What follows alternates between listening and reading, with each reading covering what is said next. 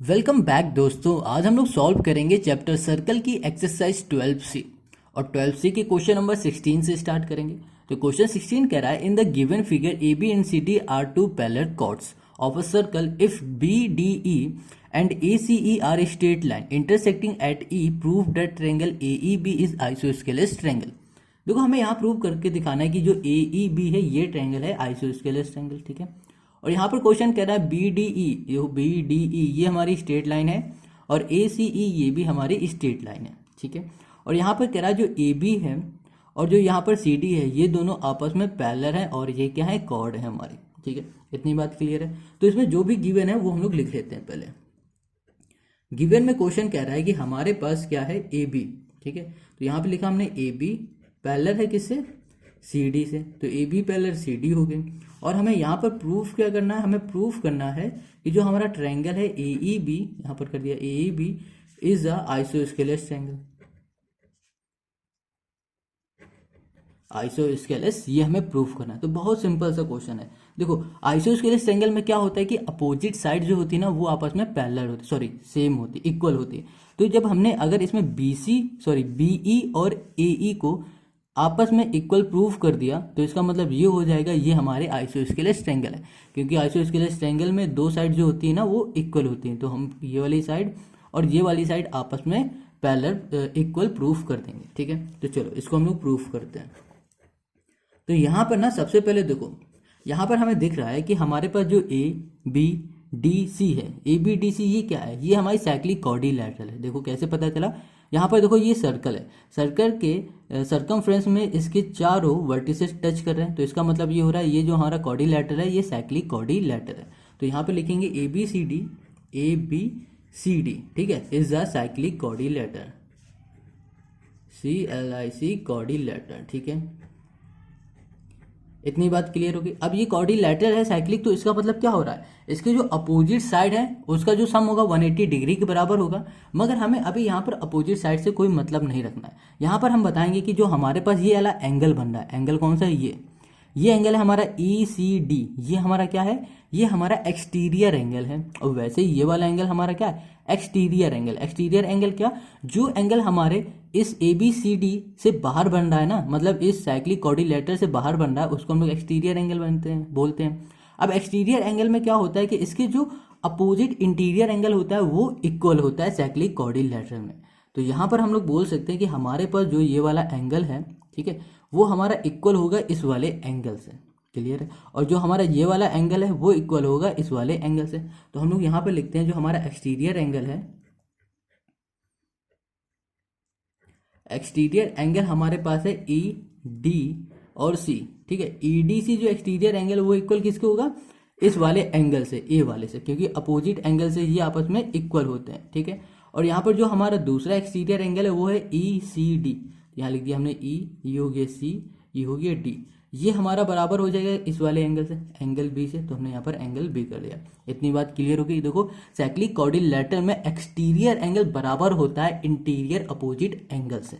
इतनी बात समझ में आ गई। अब देखो ध्यान से, यहाँ पर हमें बताया गया कि जो AB है वो पैरेलल है किससे, CD से, ठीक है। तो इसका मतलब क्या हो रहा है कि हमारे पास जो ये वाली एंगल है और ये वाला एंगल है, ये दोनों एंगल आपस में इक्वल है, क्योंकि ये हमारे क्या है, करस्पॉन्डिंग एंगल है। तो करस्पॉन्डिंग एंगल कैसे होते हैं, आपस में इक्वल होते हैं। तो यहाँ पर हम लोग लिखेंगे AB, ठीक है, यहाँ पर पैरेलल कर दिया, पैरेलल टू किससे, parallel to CD, AB parallel CD। तो इसका मतलब ये हो रहा है जो हमारे पास एंगल है कौन सा, यहाँ पर एंगल है EDC, वो बराबर हो जाएगा एंगल B के, ठीक है।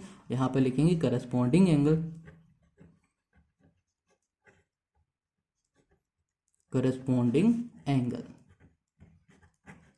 इतनी बात क्लियर होगी। देखो ये हमारे पास पैरेलल है। अब जब भी पैरेलल लाइन में यहाँ पर और ये जो एंगल होते हैं ना ये हमारे करस्पॉन्डिंग होते हैं, और करस्पॉन्डिंग जो एंगल होते हैं वो आपस में इक्वल होते हैं। वैसे ये एंगल और ये एंगल हमारे क्या है, करस्पॉन्डिंग एंगल है। तो ये भी आपस में इक्वल होंगे। तो हम लोग यहाँ पर लिख सकते हैं जो हमारे पास एंगल है DCE, ठीक है, DCE एंगल बराबर हो जाएगा एंगल किससे, A से, क्लियर है। तो ये भी क्या हो जाएगा, करस्पॉन्डिंग एंगल हो जाएगा। इतनी बात क्लियर हो गई। अब देखो यहाँ पर हमने देखा कि हमारे पास जो DCE है वो बराबर है एंगल A के, ठीक है। और सेम चीज़ यहीं पे भी डी सी ई बराबर है एंगल बी के, ठीक है। तो इसको हम लोग फर्स्ट इक्वेशन कर देते हैं और इसे हम लोग सेकंड इक्वेशन बोल देते हैं। अब देखो फर्स्ट इक्वेशन और सेकंड इक्वेशन को ध्यान से देखना। यहाँ पर क्या है, एंगल लिखा हुआ है डी, ये है सी, ये है ई, इक्वल्स टू एंगल ए। इतनी बात समझ गए।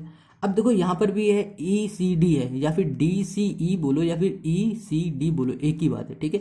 देखो डी सी ई, ये एंगल किसके बराबर, ये बी की जगह है, ठीक है, एंगल बी के बराबर। तो इसकी जगह पे हम लोग बी रख सकते हैं। तो हमने यहाँ पर लिख दिया एंगल बी। तो एंगल बी बराबर हो गया एंगल ए के, ठीक है। देखो अब एंगल जो ये है, ये एंगल बराबर हो गया एंगल बी के।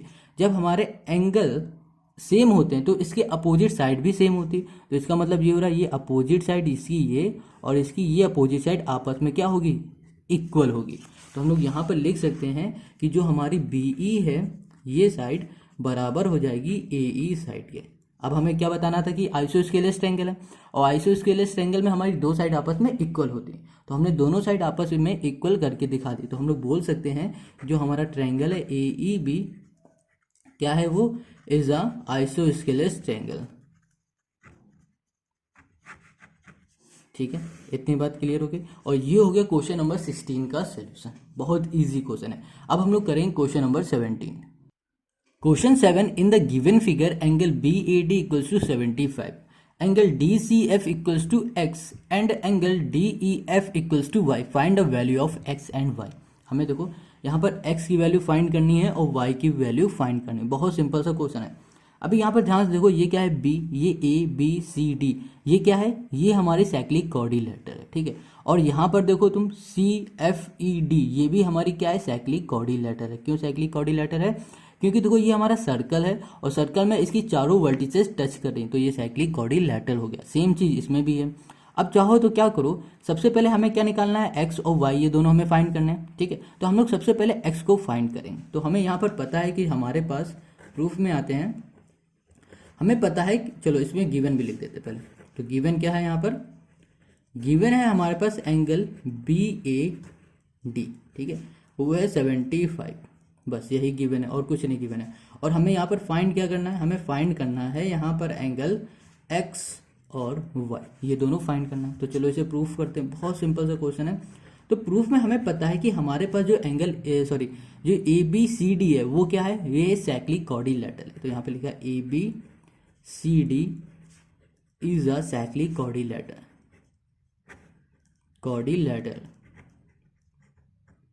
क्लियर है। तो ए बी सी डी हमारी साइक्लिक कोऑर्डिनेटर है। और साइक्लिक कोऑर्डिनेटर में क्या होता है कि हमारे पास जो हमारा एक्सटीरियर एंगल होता है वो इक्वल होता है इंटीरियर अपोजिट एंगल से। तो देखो यहाँ पर एक्सटीरियर एंगल कौन सा बन रहा है, देखो ये हमारा क्या है, साइक्लिक कोऑर्डिनेटर है, ठीक है।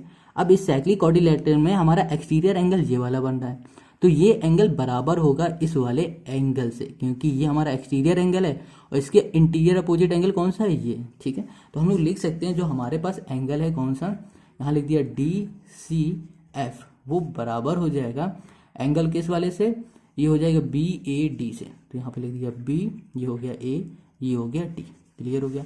अब डी सी एफ कितना है, एक्स है, एक्स लिख दिया, इक्वल टू ये एंगल कितना है 75। तो x हमने फाइंड कर लिया, कितना आ गया, ये 75 आ गया, ठीक है।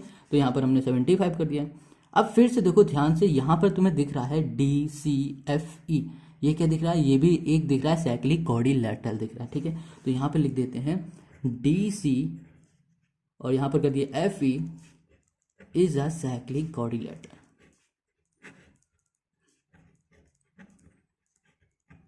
इतनी बात क्लियर हो गई। तो डी सी एफ ई हमारा साइक्लिक कोऑर्डिनेटर, और इसमें एक और प्रॉपर्टी होती है कि जो हमारे इंटीरियर एंगल होते हैं, अपोजिट इंटीरियर एंगल का जो सम होता है वो होता है 180 डिग्री के बराबर, ठीक है। तो इंटीरियर एंगल हमारा एक ये है और ये है, ये दोनों आपस में अपोजिट हैं, तो इन दोनों का जो सम होगा 180 डिग्री के बराबर होगा। तो हम लोग यहाँ पर लिख सकते हैं जो एंगल है हमारे पास सी, ठीक है, या फिर लिखते हैं हम लोग डी सी एफ, ये वाला एंगल प्लस कर देंगे कौन सा एंगल, ये हो जाएगी डी ई एफ, इन दोनों एंगल का सम होगा 180 डिग्री के बराबर, क्लियर है।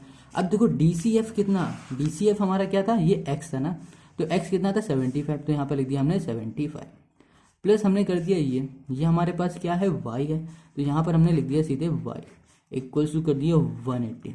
अब देखो 75 प्लस का यहाँ भेज दो तो क्या हो जाएगा माइनस का, तो y इक्वल्स टू हो जाएगा 180 माइनस होगा 75।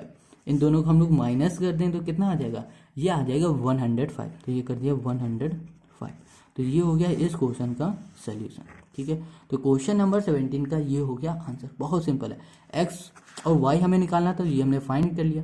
अब हम लोग करेंगे question number 18। Question 18, in the given figure ABCD is a quadrilateral in which AD equals to BC and angle ADC equals to BCD so that the point ABCD lie on the circle. देखो यहाँ पर एक circle है, ठीक है, और यहाँ पर एक हमारे पास क्या है, क्वाड्रिलेटरल है। अब क्वाड्रिलेटरल के चारों वर्टिसेस टच कर रही हैं सर्कल को, तो हमें यहाँ पर बताना है कि ये ABCD जो है ना, ये लाई कर रही है सर्कल का। मतलब इसका मतलब ये हो रहा है कि इसे हमें प्रूफ करके दिखाना है कि ये हमारा है साइक्लिक क्वाड्रिलेटरल। इतनी बात क्लियर है, हमें ये प्रूफ करके दिखाना है कि ये हमारा साइक्लिक क्वाड्रिलेटरल है। तो साइक्लिक क्वाड्रिलेटरल की प्रॉपर्टी क्या होती है कि अपोजिट एंगल का सम होता है 180 डिग्री के। मतलब इसके अपोजिट ये है, इन दोनों का सम होगा 180 डिग्री और इन दोनों का सम होगा 180। इनमें से हमने कुछ भी एक चीज़ प्रूफ कर ली तो ये हो जाएगा हमारा आंसर। ठीक है, मतलब सोल्यूशन हो जाएगा। अब इसे हम लोग करेंगे कैसे वो समझ लेते हैं। तो देखो यहाँ पर क्वेश्चन में हमारे पास गिवन है ये वाली साइड और ये वाली साइड, ठीक है, और यहाँ पर D और C ये वाला एंगल और ये वाला एंगल हमें गिवन है। ये दोनों आपस में इक्वल है और ये दोनों साइड आपस में इक्वल है, ये क्वेश्चन में गिवन है। ठीक है, बस यहीं से हमारा सोल्यूशन अपने आप निकल आएगा। तो सबसे पहले यहाँ पर गिवन जो है ना वो लिख लेते हैं। गिवन में क्वेश्चन ने बताया कि हमारे पास जो AD साइड है वो बराबर है BC साइड के, और जो तुम्हारा दूसरा एंगल है हमारे पास वो है ADC, ठीक है, वो बराबर है एंगल BCD के। यही दो चीज़ गिवन है और हमें प्रूफ क्या करना है, तो यहाँ पर कर दिया टू प्रूफ हमें करना है कि ABCD is a cyclic quadrilateral. ठीक है, हमें ABCD साइक्लिक क्वाड्रिलेटरल हमें इसमें प्रूफ करना है। तो चलो यहाँ पर आते हैं। देखो एक चीज़ और यहाँ पर है, कंस्ट्रक्ट क्या हुआ है, ये लाइन, ये देखो फिगर में हमारे पास गिवन है ना, तो हम लोग यहाँ पर लिख सकते हैं। इससे पहले लिख देते हैं कंस्ट्रक्ट। हमने क्या किया कि जो हमारा DE है वो परपेंडिकुलर है किससे, AB। ठीक है, ये हमारे फिगर में गिवन है, ये कंस्ट्रक्ट हुआ हुआ है, ठीक है, डॉटेड डॉटेड। तो हम लोग यहाँ पे लिखना चाहिए, तो हम लोग लिखेंगे ये CF है जो हमारा वो परपेंडिकुलर है AB से। ठीक है, अब देखो ये परपेंडिकुलर, तो इसका मतलब ये है कि ये एंगल जो होंगे वो 90 डिग्री के होंगे, इतना तो पता ही है। इतनी बात क्लियर हो गई है। अब यहाँ पर आते हैं प्रूफ में। ठीक है, प्रूफ करते हैं। प्रूफ में सबसे पहले हम लोग क्या करेंगे, ये वाला पूरा ट्रायंगल ले लेंगे। ठीक है, अब ये वाला ट्रायंगल लेंगे और इसे कॉन्ग्रुएंट प्रूफ करेंगे। ये वाला ट्रायंगल ले लिया, इन दोनों ट्रायंगल को कॉन्ग्रुएंट प्रूफ करते हैं। तो यहाँ पे लिखते हैं इन ट्रायंगल, यहाँ कर दिया BCF, एंड यहाँ पर हमने दूसरा ट्रायंगल ले लिया, वो हमारे पास है A, ये हो जाएगा D और ये हो गया E। ये दोनों हमने क्या कर दिए, ट्रायंगल ले लिए। अब इन दोनों ट्रायंगल में हमने देखा कि हमारे पास गिवन थी ये वाली साइड AD और BC, तो हमने लिख दिया AD, यहाँ पर कर दिया प्लस BC। ठीक, ओ सॉरी प्लस नहीं, इक्वल्स टू है, AD बराबर थी किसे, BC के। अब यहाँ पर लिख दिया हमने गिवन। इतना समझ में आ गया। अब दूसरी चीज इसमें क्या गिवन है, देखो यहाँ पर क्वेश्चन ने कहा है कि ये जो हमारा है परपेंडिकुलर, इसका मतलब ये हो रहा है कि हमारे पास ये वाला एंगल और ये वाला एंगल क्या है 90 डिग्री, 90 दोनों है, तो इसका मतलब ये दोनों एंगल आपस में इक्वल है। तो हम लोग लिख सकते हैं एंगल AED, तो यहाँ पे लिख दिया हमने एंगल A, ये हो गया ED, एंगल बराबर हो जाएगा किस एंगल से, ये हो जाएगा BFC एंगल से, और दोनों हो जाएंगे हमारे ईच 90 डिग्री। ठीक है, इतनी बात क्लियर हो गई। अब देखो हमें एक पॉइंट और यहाँ पर लेना है। यहाँ पर ना हमारे पास एक एंगल और गिवन है। देखो कौन सा एंगल गिवन है, ये वाला ADC, यहाँ लिखा ADC ये वाला एंगल, और BC और BCD ये वाला एंगल। ठीक है, ये दोनों एंगल हमारे पास गिवन है, तो हम लोग यहाँ पर लिखते हैं। यहाँ पर लिख दिया हमने एंगल ADC इक्वल्स टू हो गया हमारे पास एंगल BCD। क्लियर है। अब ये दोनों हमारे पास गिवन है, मगर इसको ध्यान से देखो, यहाँ पर ये जो एंगल बन रहा है दो एंगल को मिला के, एक ये वाला एंगल को मिलाएंगे और इस एंगल को मिलाएंगे तब ये वाला एंगल बनेगा, और वैसे ही ये पूरा एंगल तब बनेगा जब इस एंगल को और इस एंगल को मिला देंगे। तो यहाँ पर हम लोग लिख सकते हैं कि जो हमारा एंगल है ADE, उसको जब हम लोग ADE को ऐड करेंगे, AD यहाँ पर हो जाएगा EDC में, सॉरी ये हो जाएगा EDC में ऐड करेंगे तब हो जाएगा ADC। ठीक है, वैसे BCD जो है उसमें हम लोग क्या करना पड़ेगा, यहाँ पर करेंगे एंगल जो हमारे पास है BCF वो एंगल, और इसमें एक और एंगल है F, ये हो जाएगा C, ये होगा डी। इन दोनों को ऐड करेंगे तब बनेगा ये वाला एंगल, ठीक है। अब यहाँ पर हमें पता है कि ये वाला एंगल हमारा 90, देखो ये हमारी सीधी लाइन है, तो ये भी हमारा क्या होगा 90 होगा, और ये भी एंगल होगा 90, ठीक है। तो हम लोग यहाँ पे लिख सकते हैं एंगल ADE, ठीक है, प्लस ये EDC जो है ना, ये हमारा 90 है, तो यहाँ पर हमने 90 कर दिया, इक्वल्स टू एंगल यहाँ पर हो जाएगा हमारे पास BCF प्लस ये हो जाएगा 90। अब देखो ये 90 है, ये 90 आपस में कट जाएगा, बचेगा क्या हमारे पास, हमारे पास बचेगा A, ये बचेगा DE, एंगल बराबर हो जाएगा BCF एंगल के, ठीक है। तो हमें कॉन्ग्रुएंट प्रूव करने के लिए 3 पॉइंट चाहिए होते हैं, तो एक ये हो गया, दूसरा ये हो गया, तीसरा ये हो गया, ठीक है। ये तीनों हमने निकाल लिए। तो अब हम लोग क्या करेंगे, यहाँ पर लिखेंगे जो हमारा ट्रायंगल हमने लिया था, ट्रायंगल हो जाएगा हमारे पास BCF, तो यहाँ पर कर दिया ट्रायंगल BCF कॉन्ग्रुएंट ट्रायंगल हो जाएगा ADE के, ठीक है। अब रीजन दे दो, रीजन में हम लोग लिख देंगे एंगल साइड, क्लियर हो गई, ये एंगल ये हो जाएगा एंगल, ये हो जाएगा साइड, ठीक है। तो एंगल साइड से ये हमारा कॉन्ग्रुएंट हो गया। अब ये हमारा कॉन्ग्रुएंट हो गया, तो इसका मतलब ये हो गया कि इसके सारे एंगल और इसकी सारी साइड आपस में इक्वल है, ठीक है। इतनी बात क्लियर है। अब देखो यहाँ पर जो हमारे पास एंगल A है, ये वाला एंगल और जो एंगल B है, ये वाला एंगल आपस में क्या हो जाएगा, इक्वल हो जाएगा। तो हम लोग लिख सकते हैं angle A equals to angle B by CPCT। इतनी बात क्लियर होगी। CPCT से ये दोनों हमारे एंगल आपस में इक्वल हो गए हैं, और क्वेश्चन ने बताया हुआ है कि हमारा ये वाला एंगल और ये वाला एंगल आपस में पहले से इक्वल है। तो अभी देखो यहाँ पर हम लोग प्रूफ कर लेंगे बहुत ईजिली। यहाँ पर हम लोग करेंगे कि ABCD क्या है, हमारा कॉर्डिलेटर है, ठीक है। सिर्फ क्या है, quadrilateral, ABCD is a quadrilateral.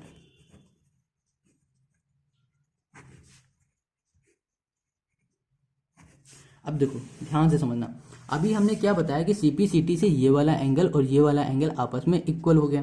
हमने यहाँ पे लिख दिया ABCD हमारा क्या हो गया, कॉर्डिलेटर हो गया, और कॉर्डिलेटर में चारों एंगल का सम होता है 360 के बराबर। किसके बराबर, 360 के। तो हम लोग लिख सकते हैं एंगल A प्लस कर दिया हमने यहाँ पर एंगल B प्लस कर दिया angle C plus angle D, इन चारों एंगल का सम होगा 360 डिग्री के बराबर। तो एंगल A, यहाँ पर देखो, यहाँ पर हमने अभी बताया एंगल A बराबर है एंगल B के, तो एंगल A की जगह पे एंगल B लिख सकते हैं। यहाँ पे लिख दिया एंगल B, और एंगल B पहले से B है तो इसको ऐसे लिख दो, प्लस यहाँ पर क्या एंगल C। अब देखो यहाँ पर हमने क्या बताया था कि जो हमारे पास ADC है, मतलब ये है A, ये D है, ये C है, ये बराबर है किससे, इसके बराबर है। तो हम लोग यहाँ पर लिख सकते हैं कि हमारा ये वाला एंगल बराबर हो जाएगा ये वाले एंगल से। समझ रहे हो, देखो पूरा पढ़ो यहाँ पर ADC ये वाला एंगल बराबर है BCD से, मतलब इस वाले एंगल से। तो यहाँ पर इसका मतलब ये हो रहा है D एंगल इक्वल है एंगल C से, ठीक है। तो हम लोग यहाँ पर लिख सकते हैं कि एंगल, जैसे कि यहाँ पर क्या लिखा हुआ है, यहाँ पर हमने B लिया, इसका अपोजिट D है, तो एंगल C की जगह पे हम लोग एंगल D ले लेते हैं, angle D plus angle D हो जाएगा इक्वल्स टू हो जाएगा 360, ठीक है। अब इन दोनों को ऐड करो, 2 एंगल B हो गया। अब इन दोनों को ऐड करो, 2 एंगल D हो गया इक्वल्स टू हो गया 360। अब यहाँ पर 2 एंगल B है, 2 एंगल D है, तो इनमें से 2 हमने कॉमन ले लिया, तो अंदर बचा B प्लस एंगल D, और यहाँ पर कर दिया हमने 360। अब यहाँ पर 2 हमारा मल्टीप्लाई में यहाँ चला जाएगा, डिवाइड में हो जाएगा, तो एंगल B हो जाएगा प्लस हो जाएगा यहाँ पर एंगल D इक्वल्स टू 360, और डिवाइड में हो गया 2, कैंसिल कर दिया, कितना आ जाएगा 180 आ जाएगा। अब देखो यहाँ पर क्या बचा, एंगल B और plus angle D equals to हो गया 180 डिग्री। देखो यहाँ पर क्या है, एंगल B ये है और एंगल D ये है, तो हमें यहाँ पर प्रूव करना था कि ये हमारा साइक्लिक कॉर्डिलेटर है, ठीक है। अब साइक्लिक कॉर्डिलेटर तभी होता है जब इनके अपोजिट एंगल का जो सम होता है 180 डिग्री के बराबर होता है। तो हमने अभी यहाँ पर प्रूव कर दिया एंगल B और एंगल D ये दोनों अपोजिट एंगल है, और इन दोनों अपोजिट एंगल का सम है 180 डिग्री के बराबर। तो हम लोग बोल सकते हैं कि ABCD is a cyclic quadrilateral.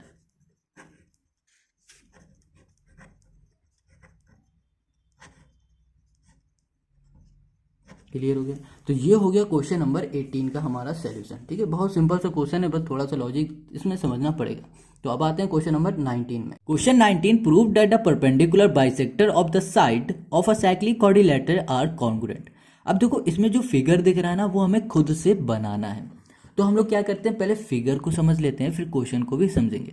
तो फिगर देखो, क्वेश्चन में क्या क्या है, साइक्लिक क्वाड्रिलेटरल की बात कर रहा है, तो हम लोग यहाँ पर साइक्लिक क्वाड्रिलेटरल बनाएंगे। साइक्लिक क्वाड्रिलेटरल कैसे बनता है, देखो यहाँ पर एक सर्कल है, इसके अंदर क्वाड्रिलेटरल है और इसकी चारों वर्टिसेस हमारी सर्कल को टच कर रही हैं, तो ये हमारा होगा साइक्लिक क्वाड्रिलेटरल। इतनी बात क्लियर हो गई। अब क्वेश्चन पे आओ। क्वेश्चन कह रहा है prove that the perpendicular bisector of the side of a cyclic quadrilateral are congruent. अब हमारे जो परपेंडिकुलर बाइसेक्टर है ना, जो साइड में बन रहे हैं साइक्लिक क्वाड्रिलेटरल के, वो सभी कॉन्ग्रुएंट है, मतलब सिमिलर है। देखो यहाँ पर क्या है, हमारा सेंटर ऑफ सर्कल, ठीक है, ये हमारा क्या बाइसेक्टर है। तो बाइसेक्टर क्या करता है, इस साइड को, मतलब ये पूरी जो हमारा कॉर्ड है ना, कॉर्ड बोलो या फिर साइड बोल लेते हैं, तो ये जो हमारा कॉर्ड है ना, इसको क्या करते हैं, इक्वली पार्ट में डिवाइड कर देते हैं, मतलब जितना ये होता है उतना यही। तो इसने ये किया, सेम यही चीज़ इसमें भी है, तो इसको भी इक्वली पार्ट में डिवाइड कर देगा। सेम चीज़ यहाँ इसमें भी है, तो इसको भी इक्वली डिवाइड कर देगा, और सेम यहाँ पर भी है, तो ये भी हमारा इक्वली डिवाइड कर देगा। मतलब ये सारे हमारे क्या हैं, ये बाइसेक्टर हैं, ठीक है, और ये हमारे क्या है, परपेंडिकुलर हैं, ठीक है। परपेंडिकुलर होते हैं तो क्या होते हैं, 90 डिग्री होते हैं। इतनी बात क्लियर हो गई। अब हमें यही तो प्रूफ करना है कि सारे हमारे सिमिलर हैं। तो देखो समझ में आ ही रहा है कि हमारे सभी सिमिलर हैं, ठीक है। तो हम लोग इसे करके कैसे दिखाएंगे, ये समझो। तो यहाँ पर हम लोग करते हैं, सबसे पहले हमें पता है, ठीक है, तो हम लोग यहाँ पे लिखते हैं, सीधे प्रूविंग में है, वी नो डैट।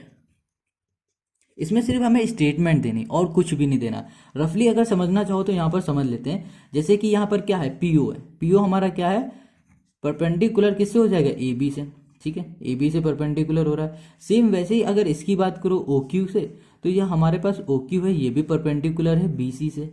अब इसी तरह इसकी बात करो तो ओ आर परपेंडिकुलर है हमारा किससे, बी डी सी से, और ओ एस हमारा परपेंडिकुलर है ए डी से। क्लियर है, तो सभी हमारे परपेंडिकुलर है। यही हमें करना है कि हमें सभी को कॉन्ग्रुएंट बताना है। तो इसे कैसे करेंगे, तो हमें स्टेटमेंट के थ्रू बताना पड़ेगा। तो यहाँ पे लिखेंगे the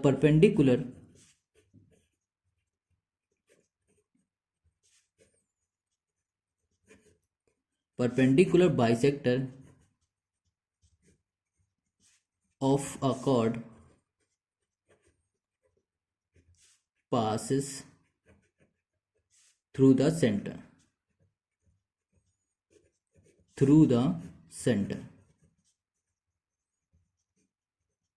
center of the circle।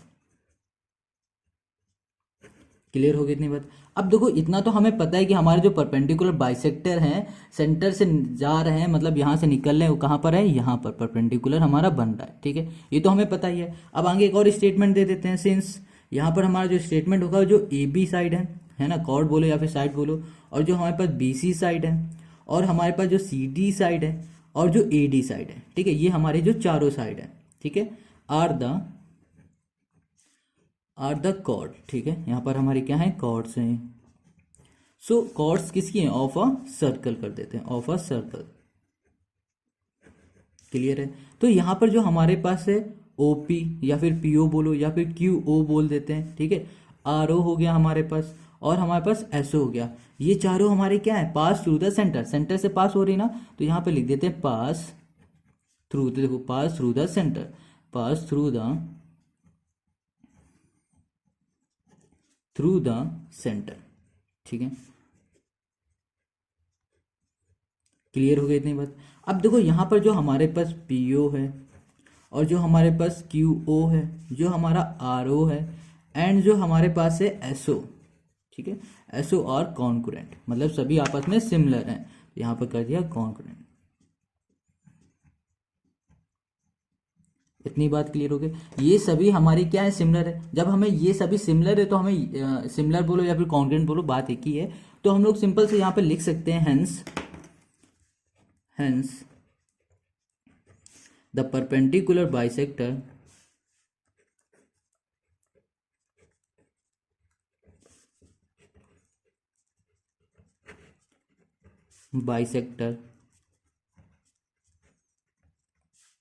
of the side of a cyclic quadrilateral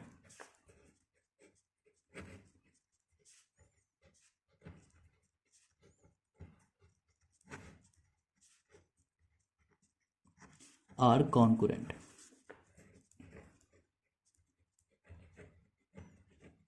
बस यही हमें प्रूफ करना था, यही सिंपल सा लॉजिक सिर्फ समझना है और कुछ भी नहीं। यहाँ पर देखो लॉजिक फिर से हम लोग समझ लेते हैं कि हमारे पास ये साइक्लिक कोऑर्डिनेटर, ये सेंटर ऑफ सर्कल है। अब यहाँ से हमारे पास जो बाइसेक्टर जाएगा तो क्या करेगा, यहाँ पर टच होगा तो यहाँ पर क्या हो जाएगा, ये परपेंडिकुलर बन जाएगा। परपेंडिकुलर होगा तो ये आपस में इक्वली डिवाइड करेगा। देखो बाइसेक्टर क्या करता है कि पूरी लाइन को इक्वली पार्ट में डिवाइड कर देता है। सेम चीज इसका भी बाइसेक्टर कर रहा है, सेम यही कर रहा है, सेम यही कर रहा है। यही हमें कॉन्ग्रुएंट प्रूफ करना था, तो यही हमें कॉन्ग्रुएंट प्रूफ कर दिया। बस हमें इसमें स्टेटमेंट देना और कुछ भी ज़्यादा हमें यहाँ पर लॉजिक नहीं दिखाना या फिर सोल्यूशन नहीं करना, ठीक है। अब हम लोग आते हैं क्वेश्चन नंबर 20 में। Question 20, prove that the circle described with the four side of a rhombus as diameter pass through the point of intersection of its diagonal. अब यहाँ पर क्वेश्चन कह रहा है कि हमारे पास एक रोम्बस है, ठीक है, समझना ध्यान से। रोम्बस में 4 साइड होती है, 4 में से कोई भी एक साइड हमने पकड़ ली। अब उस साइड को मान लिया कि वो साइड हमारी सर्कल की डायमीटर है। देखो ये हमारा रोम्बस है, रोम्बस की हमने ये साइड ले ली। अब इस साइड को हमने मान लिया है कि ये हमारा इस सर्कल का डायमीटर है, ठीक है, इतनी बात क्लियर है। अब यहाँ पर ये हमारा रोम्बस है, अब रोम्बस की ये क्या है, हमारे डायगोनल है, ठीक है। ये डायगोनल इस जगह पे, इस पॉइंट में, ओ पॉइंट में, कहाँ पर, ओ पॉइंट में इंटरसेक्ट कर रहे हैं, ठीक है। अब हमें पता है जहाँ पर हमारे रोम्बस के डायगोनल इंटरसेक्ट करते हैं वहाँ पर हो जाता है हमारा 90 डिग्री बन जाता है। तो इसका मतलब ये हो रहा है ये हमारा क्या है, 90 डिग्री है। ये चारों एंगल हमारे 90 डिग्री के। अब हमें ये प्रूफ करके दिखाना है कि हमारा जो सर्कल है वो इंटरसेक्ट कर रहा है इसी पॉइंट में, ठीक है, जहाँ पर ये हमारे क्या हो रहा है, इंटरसेक्ट कर रहे हैं, ठीक है, इतनी बात क्लियर है। यही हमें प्रूफ करके दिखाना है। तो यहाँ पर कैसे करेंगे, बहुत सिंपल है। जैसे हमने क्वेश्चन नंबर 19 किया था ना, वैसे ही हम लोग इसे भी करेंगे। इसमें कोई भी कैलकुलेशन नहीं है, बस इसमें हमें सिर्फ स्टेटमेंट के थ्रू ये सब सॉल्व करना है, ठीक है। तो चलो यहाँ पर हम लोग लेते हैं गिवन, गिवन या बोलो सीधे प्रूफ ही कर रहे हैं, ठीक है। तो यहाँ पे लिख लेते हैं लेट मान लेते हैं जो ABCD है हमारा, ABCD, ठीक है, क्या है, बी द रोम्बस कर देते हैं, ABCD बी द रोम्बस, ठीक है। अब ABCD हमारा रोम्बस है with AC and BC। AC और BC हमारा क्या हो गया, ये क्या हो गया, डायगोनल हो गया, एस डायगोनल, ठीक है।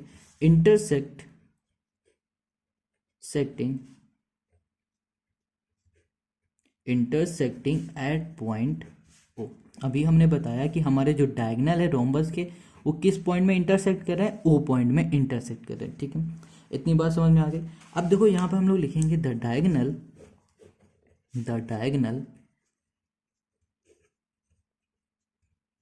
Of a rhombus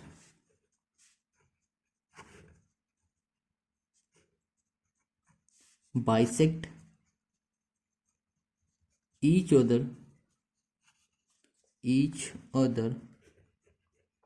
at right angle triangle, ठीक है। कहाँ पर बाइसेक्ट कर रहे हैं, मतलब जिस जगह पे हमारे पास डायगोनल बाइसेक्ट कर रहे हैं ना, वहाँ पर हमारा बन रहा है 90 डिग्री। तो 90 डिग्री हम लोग क्या बोलते हैं, राइट एंगल बोलते हैं, ठीक है।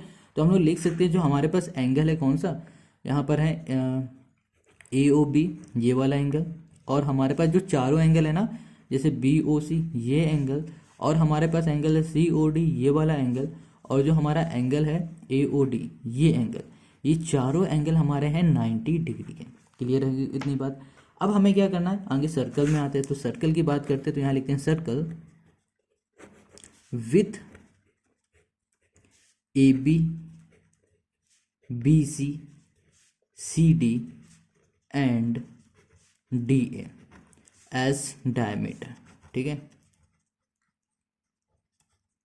As diameter pass through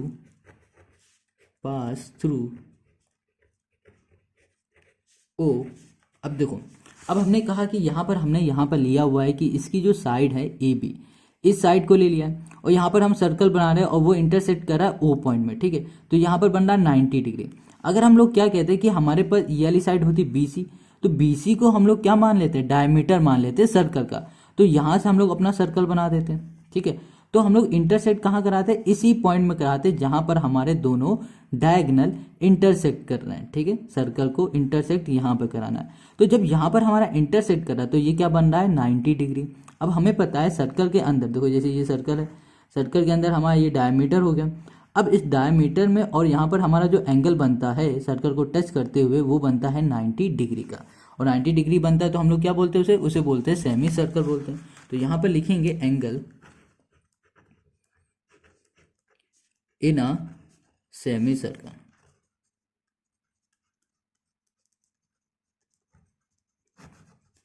is a right angle. इसको मान लिया हुआ है, ये है हमारा डायमीटर, ठीक है। अब हमने क्या बताया कि हमने जब सर्कल बनाया तो हमारा सर्कल इंटरसेक्ट करा इस पॉइंट में जहां पर हमारे रोम्बस की दोनों डायगोनल इंटरसेक्ट कर रहे थे, ठीक है। तो ये हमारा डायमीटर हो गया, ठीक है। इतना ही था, हमने यहाँ पर अभी तक बता दिया। अब हमें यही प्रूव करना था कि हमारा सर्कल इस पॉइंट में क्या हो रहा है, इंटरसेक्ट कर रहा है। सिंपल है, हमने कर दिया। और यहाँ पर लिखेंगे hence the circle with four side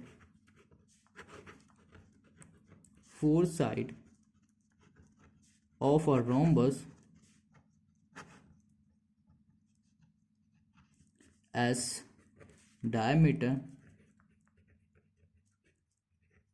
pass through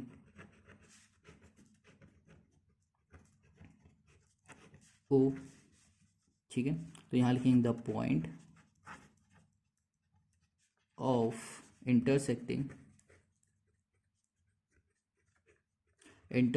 of its diagonal. बस इतना ही हमें यहाँ पर करना है, और यही हो गया हमारे क्वेश्चन नंबर 20 का सोल्यूशन, ठीक है। इतनी बात क्लियर हो गई। तो ये हो गया हमारा क्वेश्चन नंबर 20 का सोल्यूशन। हमें यहीं तक करना है, इस वीडियो में यहीं तक रखते हैं। आई होप आपको समझ में आ रहा होगा। बस हमें इसमें स्टेटमेंट ही देनी है। तो आपको अगर ये क्वेश्चन समझ में आ जाएगा, क्वेश्चन क्या पूछ रहा है, तो स्टेटमेंट आप खुद से बनाकर भी दे सकते हो, ठीक है। अब मिलेंगे हम लोग नेक्स्ट वीडियो में, और नेक्स्ट वीडियो की लिंक आपको डिस्क्रिप्शन में मिल जाएगी। राइट एंगल क्लियर हो गई इतनी बात। अब देखो, हमें जो भी बताना था इसमें हमने क्लियर कर दिया कि हमने भैया ये वाली साइड ली है, ठीक है। इस साइड से हमने अपना सर्कल बनाया